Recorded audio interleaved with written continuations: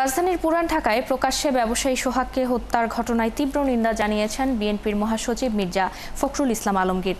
এ ঘটনার সঙ্গে জড়িতদের কঠোর শাস্তি নিশ্চিত করা না হলে বিচারহীনতার সংস্কৃতি সমাজকে আরও অন্ধকারে ঠেলে দেবে বলেও মনে করেন তিনি।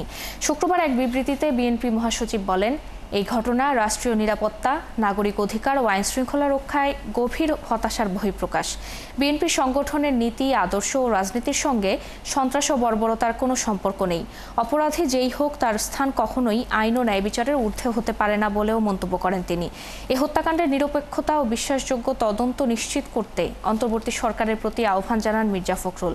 একই সাথে প্রকৃত অপরাধীদের আইনের আওতায় এনে দৃষ্টান্তমূলক শাস্তির দাবি জানান তিনি।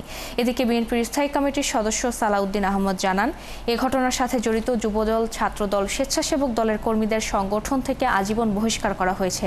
ব্যবসায়ী সোহাগ হত্যাকাণ্ড কোনো দুষ্কৃতকারীর অপরাধের দায় দল নেবে না বলেও জানান তিনি।